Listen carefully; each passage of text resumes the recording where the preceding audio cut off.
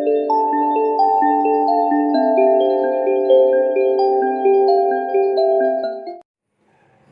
માતરમ વિદ્યાર્થી મિત્રો, આપ સૌ વિદ્યાર્થી મિત્રોનું ખૂબ જ હાર્દિક સ્વાગત છે। આજે આપ સૌ વિદ્યાર્થી મિત્રોને એક્ટિવ અને પેસિવ વોઇસના વિવિધ પ્રકારના ઉદાહરણ ભણાવવાના છે। મિત્રો, ગયા લેક્ચરમાં આપણે એક્ટિવ વોઇસ અને પેસિવ વોઇસ એની આપણે પ્રાથમિક બાબતો જે છે એના વિશે ચર્ચા કરી ચૂક્યા છીએ।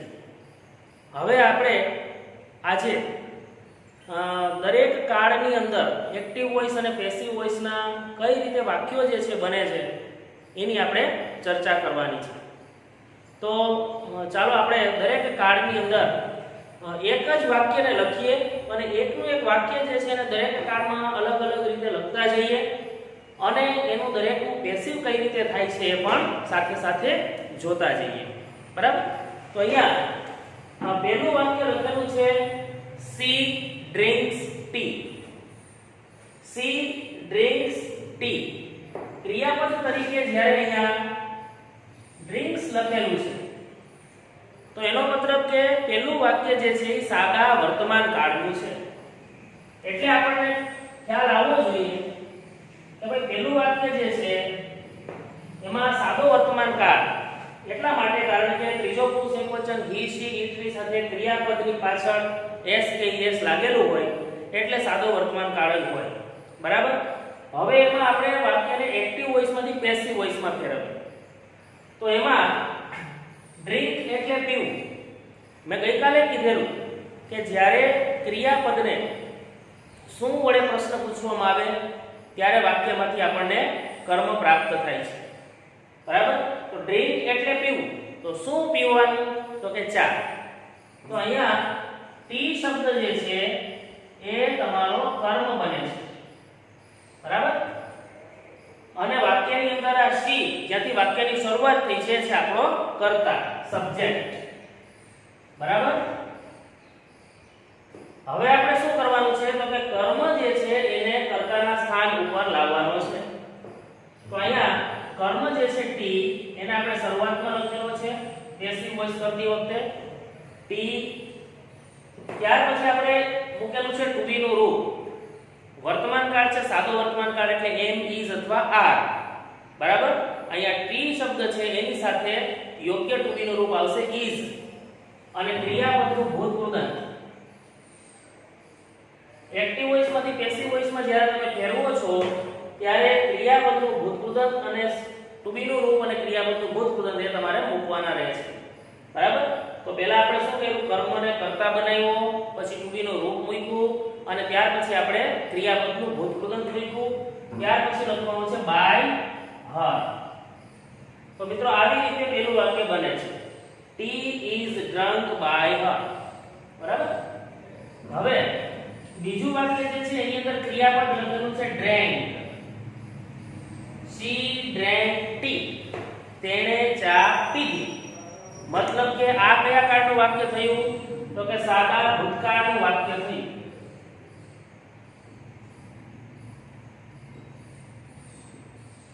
સાદા ભૂતકાળનું વાક્ય છે। બરાબર?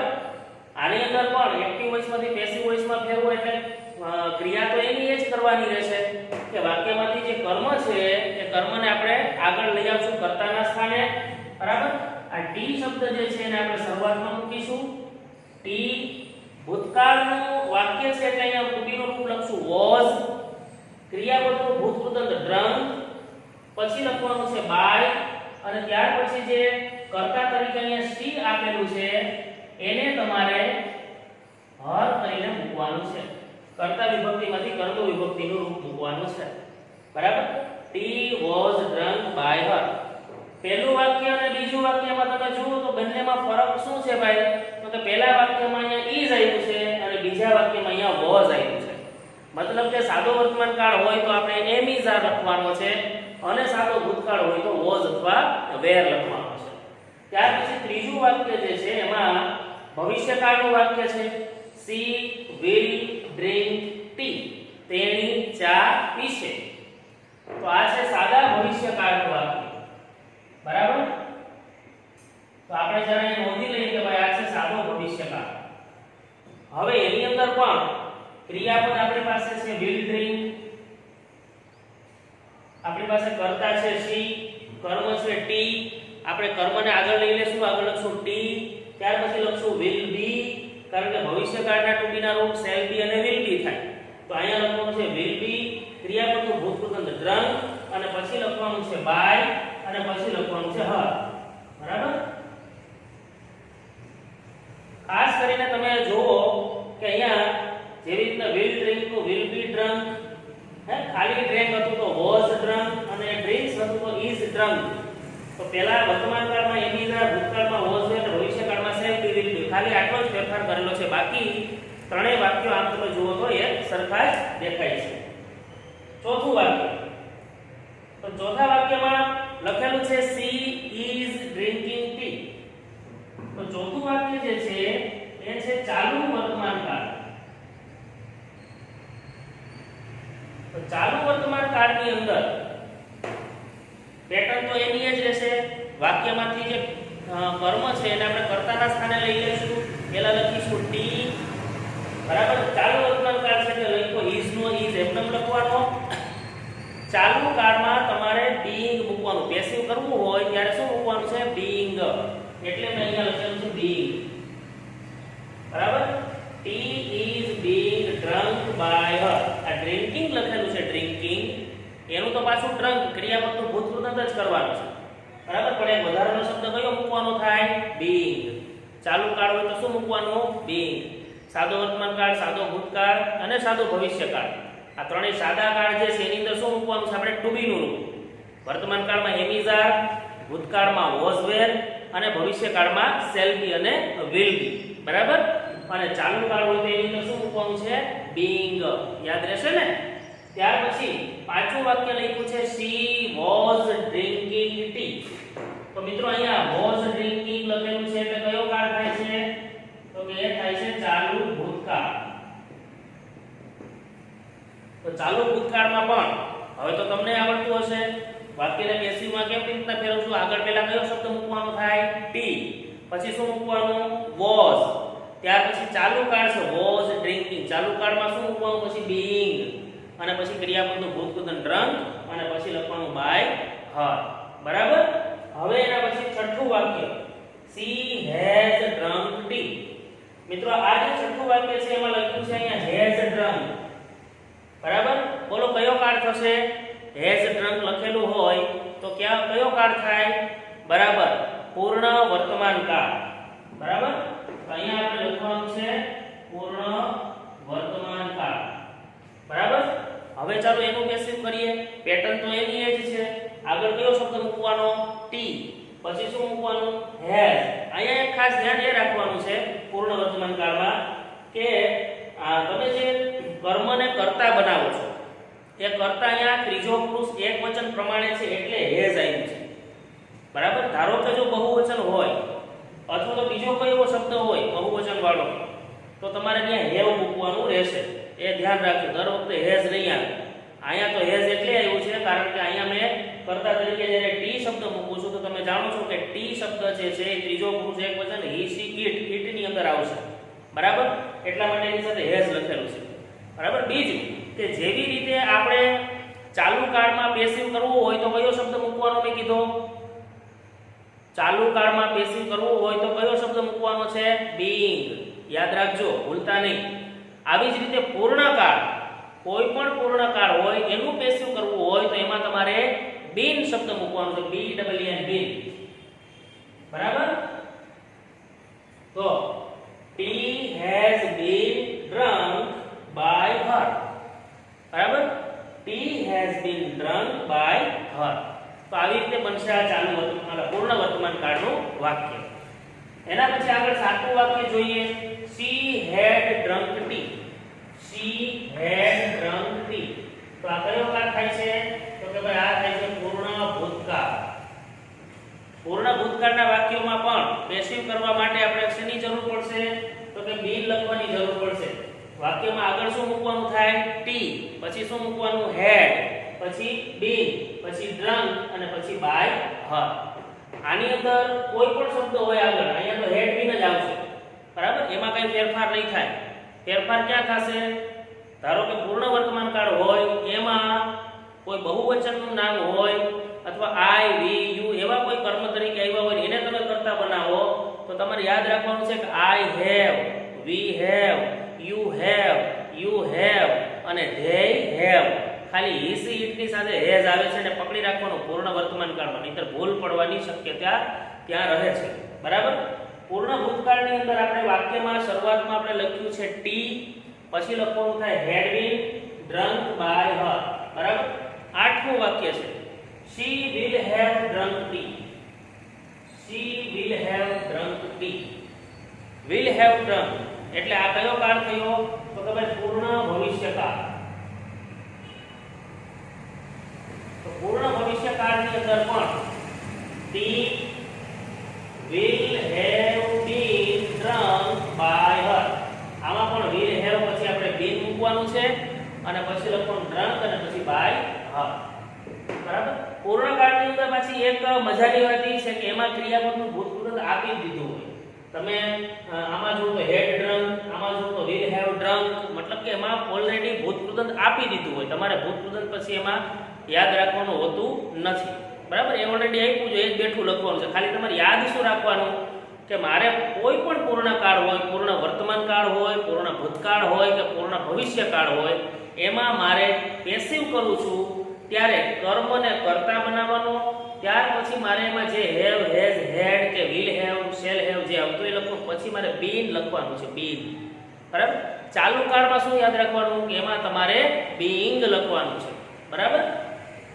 9મું વાક્ય જોઈએ તો she might drink tea. આયા મિત્રો આપણે might લખેલું છે, મોડેલ ઓક્સિલરી નો ઉપયોગ કર્યો છે. સિમ્પલ મોડેલ ઓક્સિલરીઝ નો ઉપયોગ અહીંયા કરેલો છે. વાક્યની શરૂઆતમાં આપણે લખી નાખશું ટી, ત્યાર પછી લખવાનું છે might be drunk. મતલબ કે અહીંયા might નું શું થઈ ગયું? might be. drink નું drunk, might નું થઈ ગયું છે might be અને drink નું લખ્યું છે drunk. મતલબ કે આ 9મું વાક્ય જે છે સેમ કોના જેવું બને છે? ત્રીજા વાક્ય છે. ત્રીજું વાક્ય તમે જુઓ તો એની અંદર પણ will નું કહ્યું છે will be, drink નું શું કહ્યું છે drunk.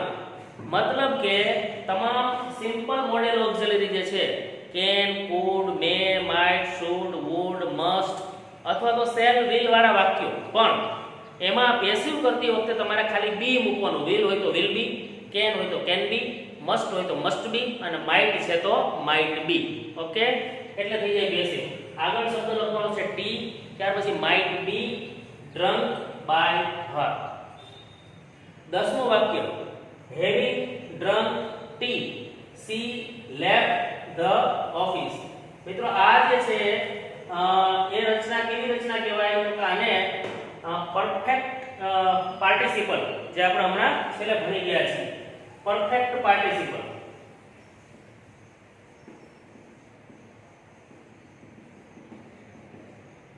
આ પરફેક્ટ પાર્ટિસિપલ નું વાક્ય છે જેની અંદર વાક્ય લખ્યું છે having drunk tea.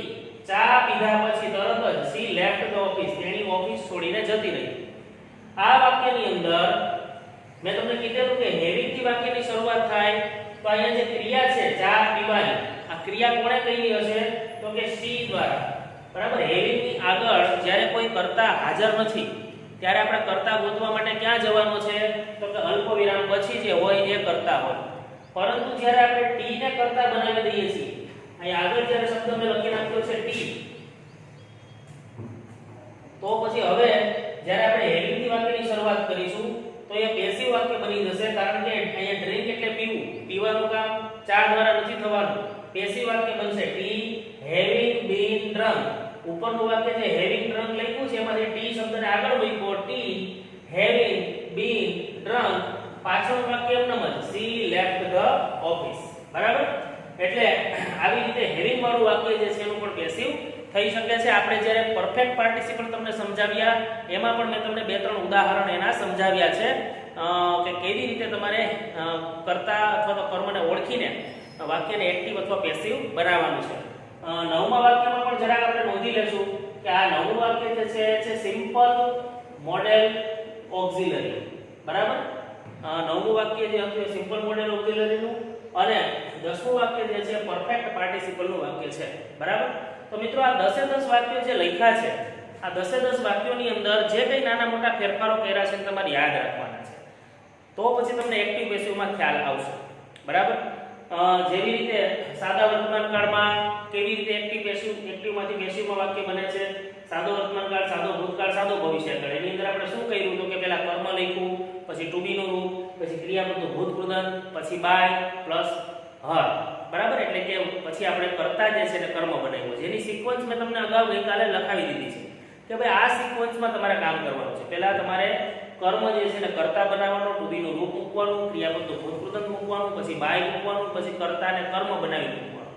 આની અંદર જો બે કર્મ વાળું વાક્ય મેં નથી લખ્યું, પણ જો બે કર્મ વાળું વાક્ય હોય તો એની અંદર પણ તમારે જે મેં ગઈકાલે તમને જણાવ્યું છે એ પ્રમાણે ધ્યાન રાખવાનું કે વધારાનો જે કર્મ છે તો એને ક્રિયાપદ પછી મૂકવાનો હોય છે. બરાબર? આની અંદર આપણે ખાસ તો એ જોવાનું છે કે ભાઈ સાદા વર્તમાન કાળમાં શું થાય છે તો કે ઇઝ ડ્રંક, ભૂતકાળમાં તો કે વોઝ ડ્રંક, ભવિષ્યકાળમાં તો કે વિલ બી ડ્રંક, ચાલુ વર્તમાન કાળમાં તો કે is being drinking, is being drunk, ચાલુ ભૂતકાળમાં વોઝ બીઇંગ ડ્રંક, પૂર્ણ વર્તમાન કાળમાં હેઝ બીન ડ્રંક, આમાં બીન આવે છે. પૂર્ણ ભૂતકાળમાં હેડ બીન ડ્રંક, પૂર્ણ ભવિષ્યકાળમાં વિલ હેવ બીન ડ્રંક, આમાં માઇટ ડ્રિંક નું માઇટ બી ડ્રંક. બરાબર? તો આ ખાસ કરીને જે પહેલા 9 વાક્યો જે છે ખૂબ મહત્વના છે. બરાબર? કે જેની અંદર તમારે ખાલી નજીવા ફેરફારો જે થાય છે એને ધ્યાનમાં રાખવાના છે. બરાબર? ચાલો આના હજી આપણે વિશેષ ઉદાહરણ મતલબ કે ઇન્ટ્રોગેટિવ સેન્ટેન્સ પહેલા આપણે નેગેટિવ સેન્ટેન્સ જોઈએ કે માની લો કે આ બધા સેન્ટેન્સ જે છે એમાં ધારો કે નેગેટિવ સેન્ટેન્સ હોય તો આપણે પેસિવ કરવામાં શું ધ્યાન રાખવાનું છે એની આપણે હવે ચર્ચા કરીશું.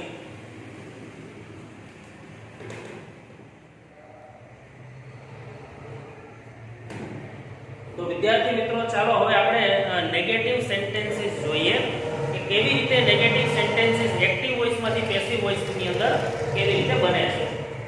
અહીંયા વાક્ય આપેલું છે she does not speak Marathi.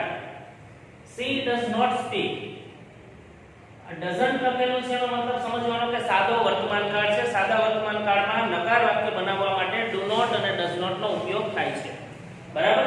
તો અહીંયા આટલું જે does not speak આટલું જે ક્રિયાપદ આપેલું છે આમાં કર્મના સ્થાન ઉપર શબ્દ કયો થશે? મરાઠી. સ્પીક એટલે બોલવું. શું બોલવું? તો કે મરાઠી. આ મરાઠી શબ્દ જે છે કે જે અહીંયા કર્મ બન્યો છે, કર્મને આપણે કર્તા બનાવીએ. આગળના વાક્ય જે રીતના જોયા છે એવી જ રીતના થશે. Marathi is not spoken by her. આમાં ખાલી શું થશે કે નકાર વાક્ય છે એટલે અહીંયા isn't લખવાનું થાય. બરાબર? Marathi is not spoken by her. કર્મ છે ને કર્તા બનાવ્યો છે. does not નું is not કહ્યું છે, speak નું spoken કહ્યું છે, by લખેલું છે અને she નું કહ્યું છે her. બરાબર? બીજું વાક્ય છે she didn't speak Marathi. આ ભૂતકાળનું લખેલું છે વાક્ય, didn't શબ્દ મૂક્યો છે એટલે ભૂતકાળ થયું. બરાબર? આની અંદર પણ Marathi was not spoken by her. અહીંયા આપણે was not મૂકેલું છે. બરાબર? ભૂતકાળની અંદર એક્ટિવ વોઇસમાંથી પેસિવ વોઇસમાં ફેરવવા માટે was અથવા were મૂકવાના હોય તો અહીંયા આપણે wasn't લખેલું છે. ત્યાર પછી ત્રીજું વાક્ય છે she will not speak Marathi. તો અહીંયા તમે જોઈ શકો છો કે will not જે છે એનું અહીંયા આપણે ટૂંકું રૂપ લખેલું છે want. બરાબર? ત્યાર પછી લખ્યું છે be અને પછી લખ્યું છે spoken. તમે જાણો છો કે અગાઉ આપણે ભવિષ્યકાળનું વાક્ય લખ્યું તો એમાં will નું શું કરવાનું હતું? will be કરવાનું હતું. તો અહીંયા will not છે તો will not નું થશે will not be અને will not નું ટૂંકું રૂપ અહીંયા મૂકેલું છે want. તો Marathi won't be spoken by her. she is not speaking Marathi. she is not speaking Marathi. આ ચાલુ વર્તમાન કાળનું વાક્ય છે. આની અંદર પણ આપણે મરાઠી શબ્દને આગળ મૂકીએ. Marathi is not being spoken by her. બરાબર? ત્યાર પછી પાંચમું વાક્ય છે she was not speaking Marathi. ચાલુ ભૂતકાળ. તો અહીંયા પણ મરાઠી શબ્દને આગળ લખીને Marathi was not being spoken by her. બરાબર? ચાલુ કાળ છે, ચાલુ વર્તમાન કાળ, ચાલુ ભૂતકાળ. આની અંદર આપણે being શબ્દ મૂકવાનો છે. બરાબર? તો નિયમ તો એનો એ જ છે. સાદો વર્તમાન કાળ હોય તો am is are, ભૂતકાળ હોય તો was were, ભવિષ્યકાળમાં shall be will be, ચાલુ કાળ છે તો being મૂકો અને પૂર્ણ કાળ હોય તો હવે શું મૂકવાનું થશે? been. અહીંયા 6 છઠ્ઠું વાક્ય લખ્યું છે કે she has not spoken Marathi. તો આની અંદર મરાઠી શબ્દને આગળ લઈને આપણે લખ્યું છે કે Marathi has not been spoken by her. સાતમા વાક્યમાં she had not spoken Marathi, તો Marathi had not been spoken by her. આઠમા વાક્યમાં she will not have spoken Marathi, તો will not have spoken. આટલો જે શબ્દ લખ્યો છે એની પર જ કોન્સન્ટ્રેશન રાખવાનું છે. કર્મને આગળ લઈ લો. મરાઠી શબ્દ લખ્યો છે will not have been spoken by her. બરાબર. નવમું વાક્ય છે she cannot speak Marathi. અહીંયા આપણે સિમ્પલ મોડેલ ઓક્સિલરી નું ઉદાહરણ લખ્યું છે. she cannot speak Marathi. આની અંદર પણ મરાઠી શબ્દને આગળ લઈ cannot be spoken by her એમ લખેલું છે. તો જેવા વિધાન વાક્ય હતા એવા જ નકાર વાક્યો છે. ખાલી ફરક શું આવે છે, આમાં નોટ શબ્દ એક વધારાનો આવ્યો છે. તો જ્યાં જ્યાં નોટ આવે છે ત્યાં આપણે ડઝ નોટ કે ડુ નોટ હોય તો ઇઝ નોટ લખી નાખવાનું છે, વોઝ નોટ, ત્યાર પછી વિલ નોટ વગેરે વગેરે આપણે નકાર વાક્યોની અંદર નોટ શબ્દ મૂકવાનો છે. બરાબર. હવે એના પછી ઇન્ટ્રોગેટિવ સેન્ટેન્સીસ મતલબ કે પ્રશ્નાર્થ વાક્ય. પ્રશ્નાર્થ વાક્ય ખૂબ સરળ છે અને એમાં આપણે શું કાળજી રાખશું, જેમ કે પહેલું વાક્યમાં લખ્યું છે do they eat fruits daily. બરાબર. હવે આ વાક્યની અંદર આગળ પેલા ડુ લખેલો છે, તો ડુ અને ડઝ લખ્યા હોય એટલે સાદો વર્તમાન કાળ. વાક્યમાંથી તમારે કર્તા અને કર્મ બે આઈડેન્ટિફાઈ કરવાના. વાક્યમાં ધેય છે એ કર્તા છે, ઈટ છે એ ક્રિયાપદ છે અને ફ્રૂટ્સ જે છે એ બને છે કર્મ. હવે તમે બરાબર ધ્યાનથી જોજો કે અહીંયા મેં કર્તા અને કર્મને શોધી લીધા. હવે આ કર્તા અને કર્મ જે છે એના સ્થાન તમારે બદલી નાખવાના છે. મતલબ કે જ્યાં કર્તા લખેલો છે ત્યાં આપણે કર્મ મૂકી દેશું. એટલે તમે જોઈ શકો છો કે મેં અહીંયા ફ્રૂટ્સ શબ્દને અહીંયા મૂક્યો છે. જ્યારે પેસિવ કરીએ છીએ ત્યારે ફ્રૂટ્સ શબ્દ જે છે એને ધેયની જગ્યાએ મૂકી દીધું છે. હવે જ્યારે તમે ફ્રૂટ્સ શબ્દને અહીંયા મૂકવાના હો ત્યારે ફ્રૂટ્સ શબ્દ છે એ બહુવચન છે અને આ સાદો વર્તમાન કાળ છે ને વાક્ય પ્રશ્નાર્થ છે. પ્રશ્નાર્થ વાક્ય હોય તો પ્રશ્નાર્થ વાક્ય સાદા વર્તમાન કાળમાં એમ, ઇઝ અને આર થી હવે શરૂ થશે. એનો મતલબ કે મારે અહીંયા આગળ એમ, ઇઝ અથવા આર મૂકવું પડશે. અહીંયા શબ્દ બહુવચન છે ફ્રૂટ્સ, એની સાથે ક્યારેય એમ અથવા ઇઝ ન આવે, એની સાથે આર આવશે. એટલે આપણે શરૂઆતમાં લખ્યું છે આર ફ્રૂટ્સ. અહીંયા મેં ઈટ શબ્દ જે છે એનું ઈટન કરી નાખ્યું છે ભૂતપૂર્વ, અને ધેય શબ્દ જે છે એનું આપણે કહ્યું છે બાય ધેમ. બરાબર. મતલબ કે કર્મ જે છે એને કર્તાના સ્થાને, કર્તા છે એટલે કર્મના સ્થાને, ઈટ નું ઈટન અને ફ્રૂટ્સ બહુવચન છે એટલે આગળ લખ્યો છે are fruits eaten by them daily. પ્રશ્નાર્થ છે. બીજું ઉદાહરણ જોઈએ તો એમાં did they eat fruits yesterday. તો આની અંદર પણ આપણે પહેલા શું ગોતવાનું છે ભાઈ, તો કે વાક્યમાંથી કર્તા અને કર્મ એને આઈડેન્ટિફાઈ કરીએ.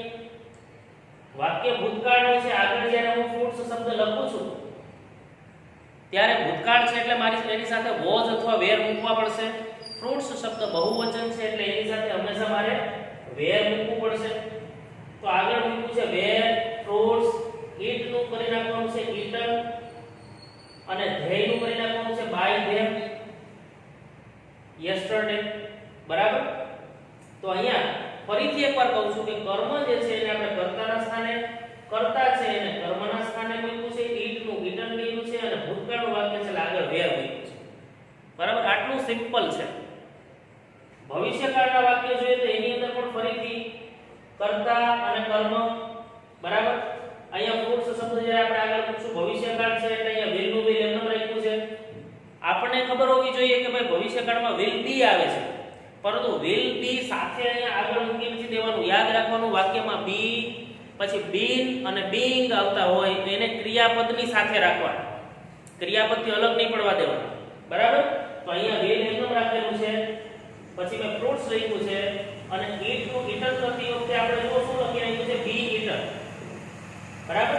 ઈટ નું ઈટન કરતી વખતે મેં બી ઈટન, બી ને કોની સાથે રાખ્યો છે? ક્રિયાપદની સાથે રાખેલો છે. હા. તો will fruits be eaten by them tomorrow. અને ચોથું વાક્ય છે are ચાલુ વર્તમાન કાળ, તો એની અંદર પણ આપણે કર્તા અને કર્મ જે છે એને આઈડેન્ટિફાઈ કરવાના. પહેલા પ્રશ્નાર્થ વાક્ય હોય ને એટલે તમારે કર્તા કર્મને પહેલા જ આઈડેન્ટિફાઈ કરી લેવાના અને એ બેના સ્થાન બદલી નાખવાના. બરાબર, કર્તા ને કર્મના સ્થાને, કર્મ જે છે એને કર્તાના સ્થાને, જે કર્તા તમે બનાવો છો નવો એને આધારે તમારે આગળ જે કાંઈ ટુ બી ના રૂપ કે જે કાંઈ મૂકવાનું હોય એ એના આધારે મૂકવાનું છે. બરાબર, તો અહીંયા આપણે ફ્રૂટ્સ શબ્દને આગળ લખીએ છીએ તો અહીંયા આર એમનો રહેશે. ચાલુ વર્તમાન કાળ છે, ભૂલી નથી જવાનું ભાઈ, ઈટિંગ લખ્યું છે તો ઈટિંગ માંથી જ્યારે હું રિટર્ન કરું છું તો એની સાથે મારે બીઈંગ ઈટન એમ લખવું પડશે, મતલબ કે બીઈંગ એની સાથે મૂકવું પડશે. તો are fruits being eaten by them. બરાબર, તો મિત્રો આ આપણે 4 ઉદાહરણ લખ્યા. હજી આપણે બીજાના 4-5 ઉદાહરણ લખવાના છે. બરાબર, તો આખી વાત ફરીથી એક વખત તમને રિપીટ કરી દઉં છું કે નકાર વાક્યો આપણે જે બધા લખ્યા છે એની અંદર she does not speak Marathi, સાદો વર્તમાન કાળ છે, ડઝ નોટ નું ઇઝ નોટ અહીંયા કરેલું છે, અહીંયા ડીડ નોટ નું વોઝ નોટ કરેલું છે, અહીંયા વિલ નોટ નું વિલ વોન્ટ બી કરેલું છે, અહીંયા is she is not speaking નું ઇઝ નોટ બીઇંગ સ્પોકન કરેલું છે, અહીંયા વોઝ નોટ સ્પીકિંગ નું વોઝ નોટ બીઇંગ સ્પોકન કરેલું છે. ખાલી એટલો જ ફેરફાર છે. બરાબર, હેઝ નોટ સ્પોકન નું has not been spoken, had not spoken નું હેડ નોટ બીન સ્પોકન. બરાબર, અને વિલ નોટ હેવ સ્પોકન નું will not have been spoken, can not નું કેન નોટ બી સ્પોકન લખેલું છે. અને જ્યારે પ્રશ્નાર્થ વાક્ય છે તો એની અંદર શું જોવાનું છે? વાક્યમાંથી કર્તા અને કર્મને શોધી લેવાના, બંનેના સ્થાન ફેરવી નાખવાના. ડુ લખેલું છે એટલે અહીં આગળ મારે આર ફ્રૂટ્સ, આર શું કામે લખ્યો છે તો કે ફ્રૂટ્સ બહુવચન છે એટલા માટે આગળ આર લખેલો છે. બરાબર, એટલે આર ફ્રૂટ્સ ઈટ નું ઈટન બાય ધેમ ડેઈલી. તો આમાં પ્રશ્નાર્થ વાક્યોની અંદર કર્તા કર્મના સ્થાન બદલાવી નાખવાના. 95% વાક્યો આમ જ થઈ જશે. માત્ર એક WH પ્રકારના જ્યારે આપણે વાક્યો જોશું હવે પછીના નેક્સ્ટ લેક્ચરમાં, બરાબર, ત્યારે એની અંદર WH પ્રકારમાં પણ માત્ર એક હુ અને વોટ થી જે વાક્ય બનતા હશે. કારણ કે હુ એટલે કોણ, તો હુ થી પ્રશ્ન પૂછે એટલે વાક્યમાંથી કર્તા નીકળી જાય. આપણે એક્ટિવ પેસિવ ની આખી જે ગેમ છે ને એ કર્તા કર્મ ઉપર જ ચાલે છે. પરંતુ હુ થી જ્યારે તમે વાક્ય બનાવો એટલે વાક્યમાંથી કર્તા નીકળી જાય. વોટ થી વાક્ય બનાવો તો વાક્યમાંથી કર્મ નીકળી જાય. કારણ કે વોટ એટલે શું, તો હુ અને વોટ થી જ્યારે વાક્ય બનાવવાના થશે તો એની અંદર જ થોડોક ફેરફાર આવશે. બરાબર, બાકીના બધા પ્રશ્નાર્થ વાક્યોમાં કર્તા કર્મના સ્થાન માત્ર ઇન્ટરચેન્જ કરી દેવાના છે. બરાબર, આપણે આટલા વાક્યોની બરાબર નોંધ કરી લેશું અને હજી પણ આપણે બીજા 4-5 ઉદાહરણ ઇન્ટ્રોગેટિવ, સિમ્પલ ઇન્ટ્રોગેટિવ સેન્ટેન્સ ના આપણે જોઈએ છીએ.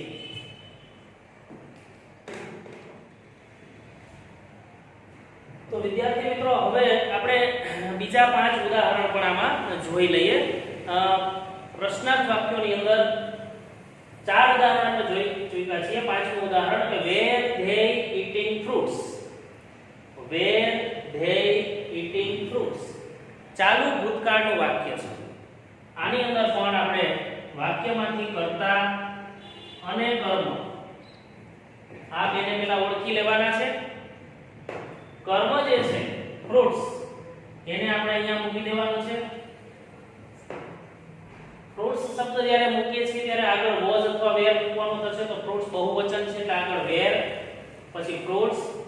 ઈટિંગ જે છે એમાં આપણે લખવાનું થશે બીઈંગ ઈટન. બરાબર, બીઈંગ ઈટન, કારણ કે ચાલુ કાળ છે. ચાલુ ભૂતકાળની અંદર આઈએનજી વાળું રૂપ આપેલું છે એટલે આપણે બીઈંગ લખવાનું છે, બીઈંગ ઈટન. પછી લખવાનું બાય અને અહીંયા જે શબ્દ લખ્યો છે ધેય એનું આપણે કરેલું છે કર્મ વિભક્તિનું રૂપ ધેમ. બરાબર, છઠ્ઠું વાક્ય લખેલું છે have they visited the Taj Mahal. આ એક વાક્ય ફરી પાછું બદલાયું આપણે, have they visited the Taj Mahal. તો આમાં have they visited the Taj Mahal વાક્ય જે છે એ પૂર્ણ વર્તમાન કાળનું વાક્ય છે. અને આની અંદર વાક્યમાંથી આ કર્તા, વિઝિટ એટલે મુલાકાત લેવી, બરાબર, તો કર્મ બને છે ધ તાજમહેલ. અને વાક્યમાં જે કર્મ બન્યો છે કર્મને આપણે અહીંયા કર્તાના સ્થાને મૂકીએ છીએ. હવે જ્યારે તમે અહીંયા ધ તાજમહેલ શબ્દ મૂકો ત્યારે આગળ અહીંયા ભલે ઉપરના વાક્યમાં હેવ લખેલું હતું પરંતુ અહીંયા તમે હેવ મૂકી શકો નહીં. કારણ કે ઘણા બાળકોને છે ને પ્રોબ્લેમ થાય, હેવ લઈને હેવ જ મૂકી એટલે મારે ખાસ તમને એ સમજાવવું છે કે બીજા વાક્યમાં જ્યારે તમે પેસિવ કરો છો ત્યારે અહીંયા have, has, M, is, are, was, were જે કંઈ આવે છે કોના આધારે આવશે તો કે એના પછી જે તમે કર્તા બનાવ્યો છે એના આધારે આવશે. ઉપરના વાક્યમાં ભલે ગમે તે હોય પણ જ્યારે તમે એને પેસિવ કરો છો ત્યારે તમે જોવો કે અહીંયા મેં કર્તા તરીકે શું મૂકેલું છે તો કે ધ તાજમહેલ, તો એ એક વચન થઈ જાય. એની સાથે મારે હેઝ મૂકવાનો છે, એની સાથે હેવ મૂકવાનો નથી. એ તમને ખ્યાલ આવે એટલા માટે આપણે એક વાક્ય ચેન્જ કર્યું. બરાબર? તો અહીંયા હેઝ એટલા મૂક્યો છે કે ધ તાજમહેલ શબ્દ લખ્યો છે કે જે ત્રીજો પુરુષ એક વચન છે. Has the Taj Mahal. ત્યાર પછી વિઝિટેડ નું મેં અહીંયા લખેલું છે બીન વિઝિટેડ. બરાબર? બીન વિઝિટેડ મેં લખેલું છે કારણ કે પૂર્ણ વર્તમાન કાળ છે ને એમાં બીન જે છે ને ક્રિયાપદની સાથે આપણે રાખીશું. તો has the Taj Mahal been visited by them, આવી રીતે પેસિવ થશે. Will they have eaten fruits, તો એની અંદર આ કર્તા છે ધે અને ફ્રૂટ્સ છે કર્મ, બંનેના સ્થાન બદલાવી નાખ્યા.